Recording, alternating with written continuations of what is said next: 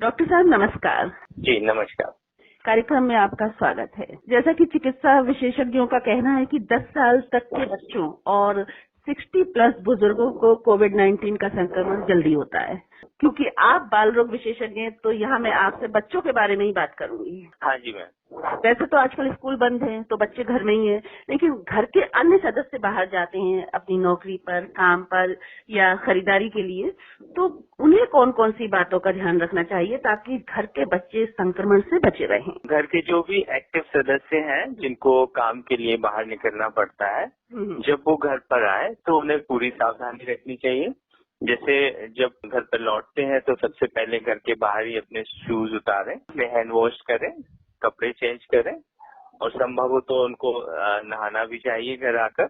उसके बाद ही बच्चों के पास जाकर उनसे मिलना चाहिए। जी बिल्कुल। बाहर के कपड़े हैं उनको जहाँ पे संभव घर के बाहर ही चेंज करके उनको धुलने में डाल देना चाहिए। वो कपड़े बाकी अन्य कपड़ों के कांटेक्ट में ना आए। बच्चे बड़े चंचल होते हैं, कोई भी आता है बाहर से आता है तो एकदम वो आके स्नेह से उनके पास आ जाते हैं, चिपक जाते हैं, प्यार करते हैं।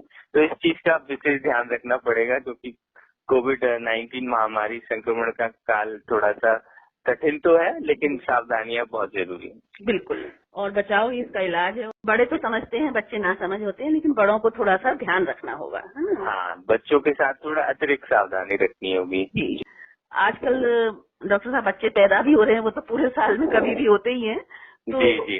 सबसे पहले तो नवजात को अस्पताल में ही डर रहता है कि कहीं वो कोविड-19 का पॉजिटिव ना हो जाए, जच्चा या बच्चा। नवजात बच्चे घरों में भी हैं, तो उनका किस तरह से ख्याल रखना चाहिए? नवजात बच्चे को माँ के साथ ही रखना चाहिए। जैसे बेड इन बोलते थे, माँ के साथ ही एक बिस्तर में रखना, बट आइडियल सिचुएशन है कि रूम इन करना चाहिए। नवजात को माँ के साथ ही एक अलग रूम में रखना चाहिए। आने जाने वालों से संपर्क ना हो तो बहुत अच्छा है, क्योंकि बच्चा पैदा होने के बाद कई रिश्तेदार मिलने जुलने वाले लोग आते हैं, बच्चे को चूमते हैं, गोदी में लेते हैं। अपने यहाँ परंपरा है बच्चे के लिए कुछ उपहार स्वरूप, अबोध बच्चा है लेकिन हाथ में पैसे भी पकड़ा दिए जाते हैं, इस तरह से। तो इन सब चीजों का हमें ध्यान रखना है कि बाहरी लोगों से बच्चे को जितना संपर्क ना हो सके नवजात शिशु का, उतना ज्यादा अच्छा होगा। बिल्कुल, जिस रूम में माँ और बच्चा है वहाँ बाहर का कोई व्यक्ति ना ही आए तो अच्छा है। ना ही आए, ना ही। और उसे गोद में तो बिल्कुल ही ना उठाएं। बिल्कुल ही ना रहे। और जो परिवार के सदस्य भी हैं, यदि उनको कोई भी संक्रमण के लक्षण है, जैसे बुखार है, सर्दी खांसी है, ऐसे सदस्यों को भी माँ और बच्चे से अलग ही रहना चाहिए। माँ और बच्चे के संपर्क में ना आए। ठीक बात है। और जो बच्चे की माँ है उसको किन बातों का ध्यान रखना चाहिए? नवजात शिशु को केवल और केवल स्तनपान कराना है।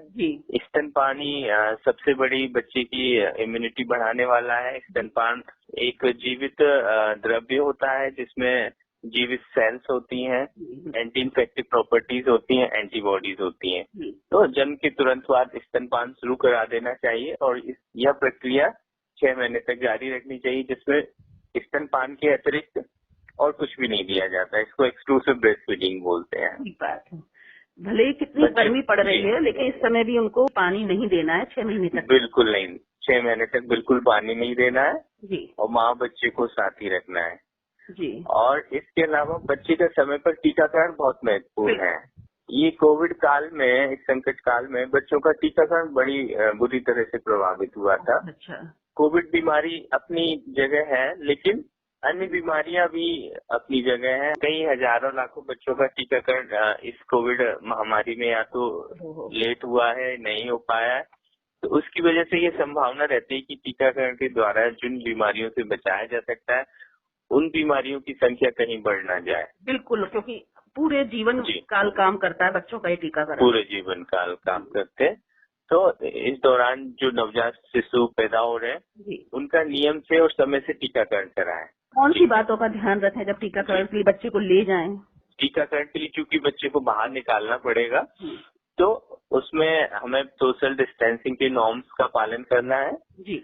और जहाँ भी टीकाकरण के लिए जा रहे हैं, संभव हो तो वहाँ विशेषज्ञ से पहले से अपॉइंटमेंट लेकर जाएं जी। और ऐसे टीकाकरण के लिए बेल बेबी क्लिनिक चलाए जाते हैं जहाँ पर बीमार बच्चे नहीं आते, या एक अलग समय में टीकाकरण होता है जी। तो बीमार बच्चों को एक अलग समय में देखा जाता है। अच्छा। और जो चिकित्सक टीकाकरण कर रहे हैं वो भी वहाँ पर ध्यान रखते हैं कि प्रॉपर सैनिटाइजेशन करें। सरफेस सैनिटाइजेशन होता है, जैसे बच्चे को वजन करना है या बच्चे के ग्रोथ पैरामीटर वो मेजर्स करते हैं, जिसका साइज ले रहे हैं, जी। बच्चे को एग्जामिन कर रहे हैं, तो वहाँ पर उनको भी ध्यान रखना चाहिए कि वो प्रॉपर सैनिटाइजेशन का ध्यान रखें, जी। जिससे कि किसी भी तरह के संक्रमण की कोई संभावना ना रहे। बिल्कुल। जब हम घर से निकलेंगे तो social distancing, hand washing, hand sanitization, माँ के लिए मास्क, इन सारी चीजों का ध्यान रखेंगे। ठीक बात है। घर पे लौट के भी प्रॉपर हम सैनिटाइजेशन करेंगे। जी बिल्कुल। तो ये खास बात एक है कि आजकल जो बच्चे पैदा हो रहे हैं या थोड़े बड़े बच्चे हैं जिनका टीकाकरण अभी बाकी है, तो उस टीकाकरण को अवॉइड ना करें, टीकाकरण जरूर कराएं क्योंकि बच्चे के स्वास्थ्य के लिए आगे तक काम करता है। जी, बहुत महत्वपूर्ण है। अच्छा, एक खास बात और मैं आपसे पूछना चाहूंगी बच्चों के बारे में कि आजकल बच्चे घर में ही रह रहे हैं, और वैसे तो जब गर्मी की छुट्टियां होती थी तो बच्चों के समर कैंप लगते थे, हॉबीज सेंटर रहते थे या बच्चे अपनी हॉबीज पूरी करते थे, कई खेल खेलते थे, लेकिन इस समय उनका फिजिकल जो है वो वर्क बहुत कम हो गया है घर में रहने के कारण। तो कई माता पिता परेशान होंगे कि उनके बच्चे ओवरवेट भी हो रहे होंगे, तो बच्चों में ओबेसिटी की समस्या इस समय और बढ़ जाएगी। रावत जी, बहुत अच्छा प्रश्न है। बच्चे होते हैं, इनका ये विकास का समय होता है, डेवलपमेंट स्टेज में अलग अलग उम्र के बच्चे होते हैं, और डेवलपमेंट में उनकी जो फिजिकल एक्टिविटीज है उसका अहम रोल होता है। इस समय बच्चे स्कूल नहीं जा पा रहे हैं, पीयर ग्रुप अपने हम उम्र के बच्चों के साथ खेल नहीं पा रहे हैं, पार्क नहीं जा पा रहे हैं, घर के बाहर नहीं निकल पाते हैं, तो उसकी वजह से उनकी फिजिकल एक्टिविटी लिमिटेड है।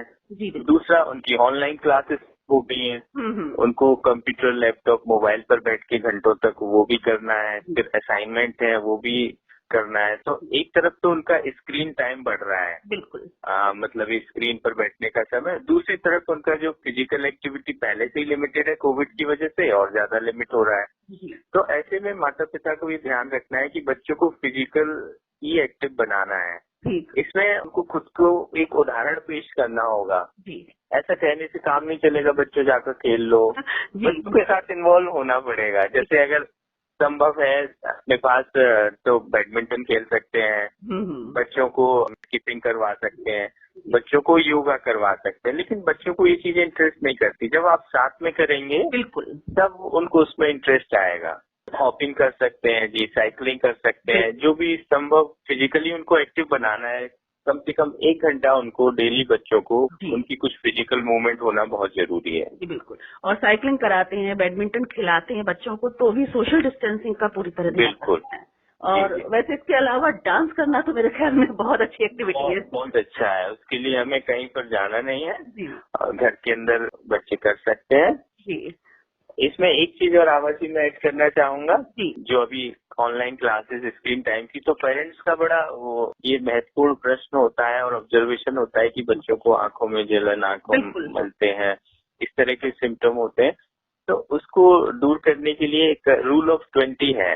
अच्छा, रूल ऑफ 20 ये है कि जब ऑनलाइन बच्चा बैठा हुआ है क्लास के लिए, तो 20 मिनट में कम से कम बच्चा स्क्रीन से नजर हटा के 20 फीट दूर, मतलब एक दूसरे कमरे में कोई एक ऑब्जेक्ट के ऊपर 20 सेकंड तक फोकस करे। तो 20 मिनट के अंतराल पे 20 फीट दूर कम से कम 20 सेकंड तक अपनी आंखों को उस पर फोकस करने का प्रयत्न करें।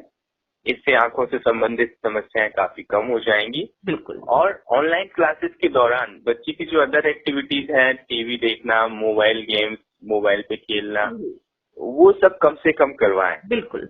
क्योंकि ऑलरेडी पढ़ने की वजह से, ऑनलाइन क्लासेस की वजह से स्क्रीन टाइम बच्चे का बहुत ज्यादा है। सही बात। तो बाकी समय में उसको डांस कराएं, उस बैठ के भी खेल सकते हैं, लूडो खिलाएं, चेस, सांप सीढ़ी, और उनको फिजिकली एक्टिव बनाने के लिए डांस और अदर एक्टिविटीज वो सब कराएं। बिल्कुल, बातचीत करें उनसे, अपने किस्से सुनाएं बचपन के।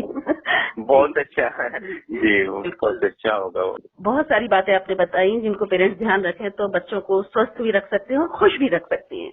अच्छा, थोड़ा सा भोजन के बारे में भी बता दीजिए। बच्चों को पौष्टिक डाइट बहुत जरूरी है। एक बड़े आसान तरीका है, जैसे इंद्रधनुष होता है, बच्चे का फूड सतरंगा होना चाहिए। अच्छा। मोनोटोनस नहीं होना चाहिए बच्चे के फूड में। बच्चे के फूड में जैसे हमारे जो न्यूट्रिएंट्स होते हैं, कार्बोहाइड्रेट, फैट हो गया, प्रोटीन हो गया, माइक्रोन्यूट्रिएंट और जो मिनरल्स और विटामिन होते हैं, वो सतरंगी फूड में ज्यादा अच्छा मिलेगा। तो बच्चे को चपाती, सब्जी, रोटी, फ्रूट्स, सैलेड, सारी चीजों का उसमें समावेश होना चाहिए। केवल एक पर्टिकुलर डाइट, बच्चे को केवल एक कप पराठा दे दिया, मैंने देखा ऐसा होता है। पेरेंट्स भी बताते हैं कि बच्चा फंसी है, केवल एक ही टेस्ट पसंद है, एक ही चीज बार बार खाना चाहता है, बाकी चीजों में इन्वॉल्व नहीं होता है। तो बच्चों की ये फीडिंग हैबिट है वो बहुत जल्दी समय से स्टार्ट हो जानी चाहिए। और 1 साल का बच्चा होता है तो बोलते हैं कि फैमिली फूड उसे उस समय परोसा जाना चाहिए। उसको आइडेंटिटी और उसकी हैबिट डेवलप के लिए उसको अलग से परोस के खाने में जो भी बना है वो सब उसको देना चाहिए, केवल मिर्च मसाले और तीखी चीजें छोड़कर। भोजन के समय साथ में बैठ के उनको अलग से परोस के उन्हें खिलवाना चाहिए। यहाँ पर डॉक्टर साहब माँ की भूमिका थोड़ी महत्वपूर्ण हो जाती है कि बच्चे का वो टेस्ट डेवलप करे, कि बच्चा हर डिश को पसंद करे। जी आभा जी, ये टेस्ट डेवलपमेंट होता है 6 मंथ से स्टार्ट हो जाता है बच्चे को। 6 मंथ से उसका टेस्ट और जो फूड का जो टेक्सचर होता है ना, वो स्टार्ट है। यहाँ मैं एक बात जोड़ना चाहूंगा, इस तरह के जो मार्केट के रेडीमेड अवेलेबल फूड्स हैं, ये ब्लेंड होते हैं जी, और इनसे बच्चे का जो टेस्ट है और टेक्सचर है वो डेवलपमेंट नहीं होता है उनकी टंग का। तो इसलिए घर का जो फूड आप बना के देंगे उनके डेवलपमेंट स्टेज के हिसाब से, उससे बच्चे का डेवलपमेंट ज्यादा फास्ट होगा जी, उसको टेस्ट की वैरायटी के लिए ज्यादा अच्छा डेवलप होगा जी, और वो ज्यादा अच्छे से खाएगा। बहुत बढ़िया। तो डॉक्टर साहब आपने बहुत सारी बातें बताई, नवजात बच्चों से लेकर के छोटे बच्चों तक और बड़े बच्चों तक के लिए। माता पिता जो कार्यक्रम सुन रहे होंगे, ध्यान से इन बातों को उन्होंने सुना होगा और इस पर अमल भी करेंगे। आपका बहुत बहुत धन्यवाद कि आपने अपना अमूल्य समय दिया हमें। नमस्कार। थैंक यू आभा जी, आपको बहुत बहुत धन्यवाद।